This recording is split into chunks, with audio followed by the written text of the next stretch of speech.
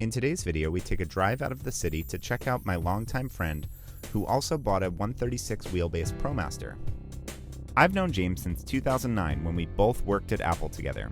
He bought a van to use as a mobile beach house while living full-time on Long Island. Hey guys, my name is James and today I'm going to show you around my van a little bit. So this is my van, guys. It's a 2020 Ram Promaster 136 wheelbase high roof. I got it from a dealership in Queens.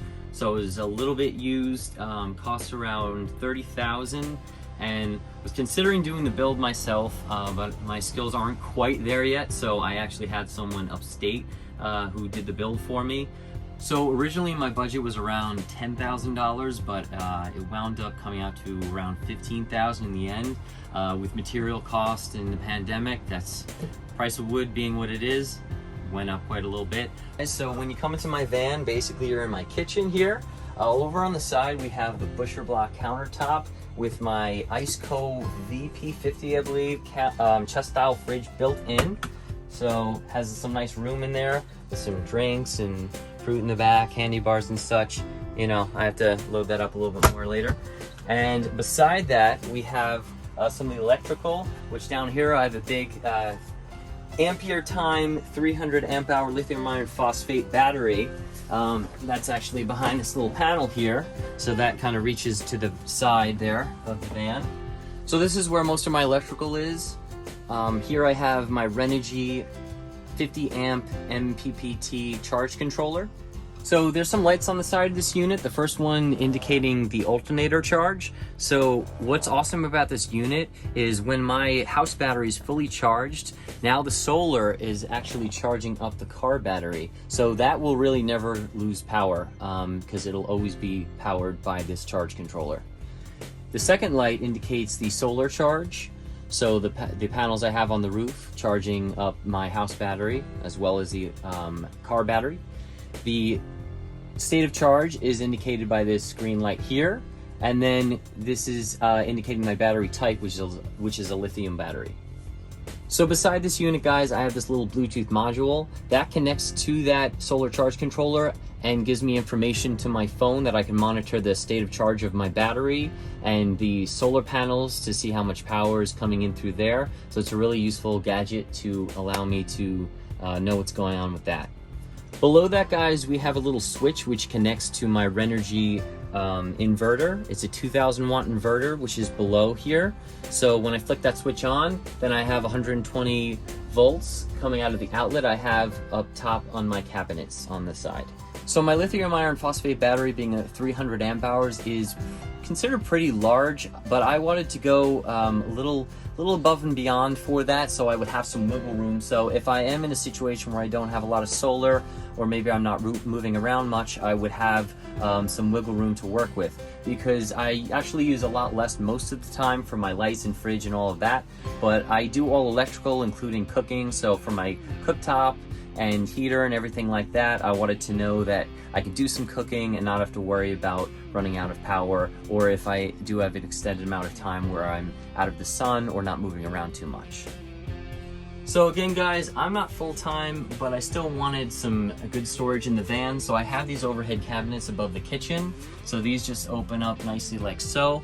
I don't have too much in here yet, as this is a newer build, so I'm still figuring out where things go.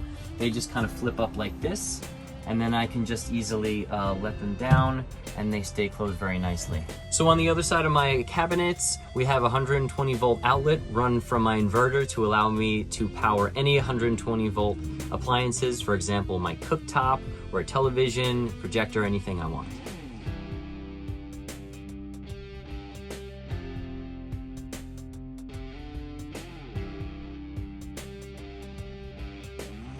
So my sink, guys, has this removable Busher Block, which I could just lift off like this.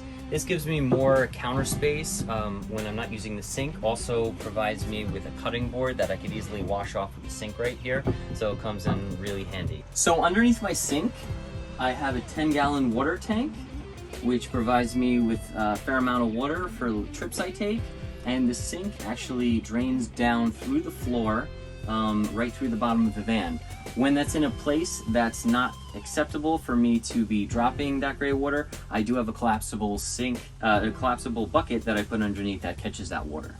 So beside my 10-gallon tank, I have my diesel heater, and I actually have a diesel fill right on the side of the van, which is pretty cool. This piping actually is where my heat comes through that heater to this little vent here, which I can adjust to face the direction of the heat to go where I want to and stay warm at night. So back here, guys, we have our seating area. So this is where I can kind of flip the doors open and just relax. I want it to be really nice and opened and beachy feeling. So we have this nice Laguna table mount, which is really versatile. I can move in all different directions, and I can do work on a laptop or just eat a meal here. So it's really nice. This actually turns into a bed for when I want to, and I can just set that up and have full body layout and just fall asleep. Underneath the bed area, I have these two extra drawers that pull out pretty far when the back doors are open, offering me a lot of extra space. And underneath the seating area, I also have these two drawers that open up and offer me a lot of extra storage for my sheets, pillows, whatever else I need to store down there.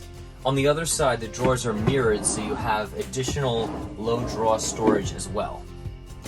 So the passenger seat, guys, also turns around with a little lever here and allows me to open up the back area to give me a lot more room.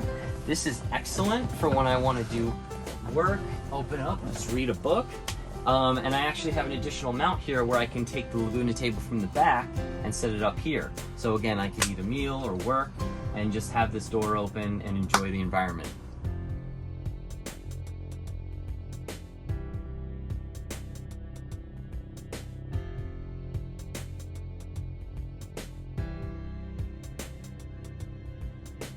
So for ventilation, I have the Max Air fan. This is the manual one, which has a crank that I could just screw and raise the top. Max Air fans are great because you can drive with them opened up.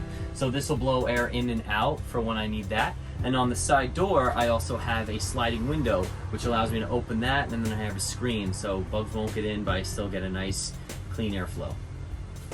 So on top of my roof, I have 275 watt solar panels from Renogy. They're wired in parallel that give me a combined 350 watts of power to my house battery, so I'm never without power.